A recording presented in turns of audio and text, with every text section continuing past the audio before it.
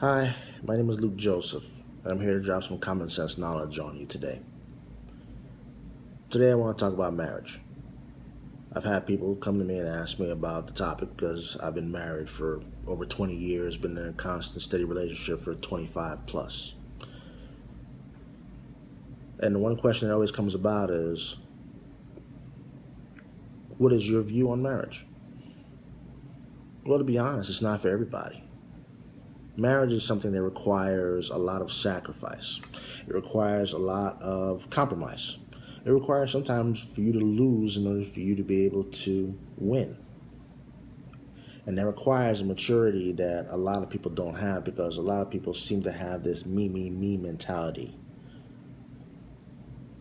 To be able to be with somebody for the rest of your life, you have to give up the me and settle for we.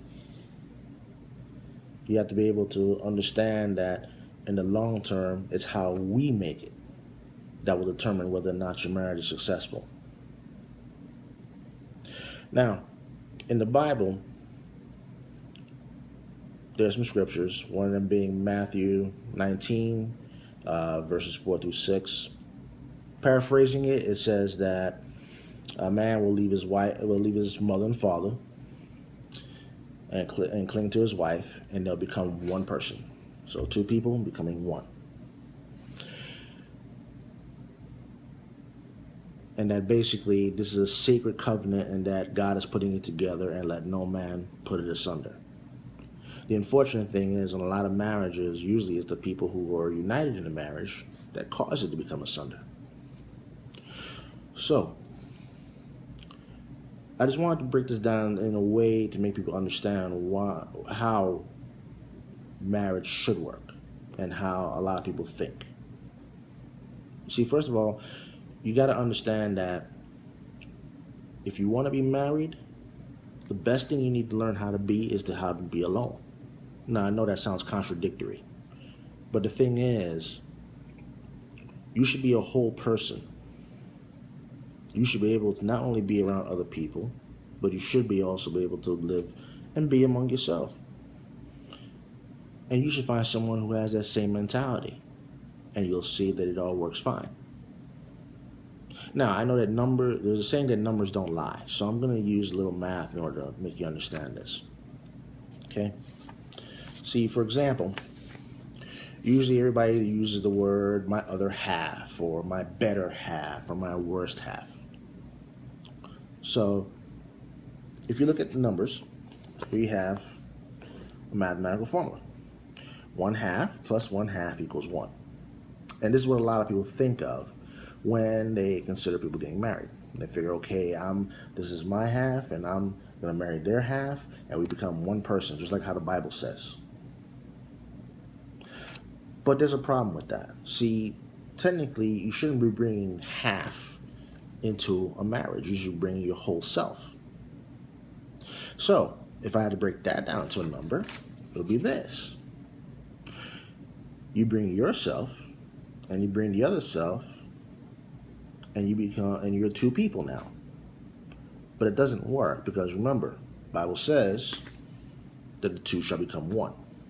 So I've always come to the theory that with marriage, it should not be a situation where it's added together. It's a situation where you multiply together. So, if we had to use that in a context, this is how it should be. Your whole, their whole, one whole. Husband, wife, marriage. Now notice, you multiply yourselves. Whoever you bring into your life should be multiplying whoever it is you are. If you're a good person, that person should make you a better person. If you're a person who strives, they should make you more ambitious than ever. If you're the kind of person who needs a little push, they should be the one to be able to provide that push. But if we take the other situation, here we have my half, your half, but notice when you multiply it together, it becomes a quarter. So if anything, by taking my half and your half, we actually become worse. than when we started. And this is where a lot of marriages go. You don't bring the whole package. You don't figure out who you are as a whole person. And then when you marry somebody who also has the same problems, you think that it's going to make things better. If anything, it'll make things worse in the long term. So, my advice to you would be, if you're thinking about being married, think about who you are. Are you a whole person? Do you have your whole act together? I'm not saying you gotta be perfect, but do you have enough to bring to the table that can guarantee that no matter what happens, you're willing to make this marriage work? If you can do that, and that other person can do the same thing, you'll have a successful marriage. It'll all work out. No matter what you go through, you will succeed. Just a little common sense knowledge I wanted to drop on you guys. Take care. If there's anything else you want to talk about, let me know.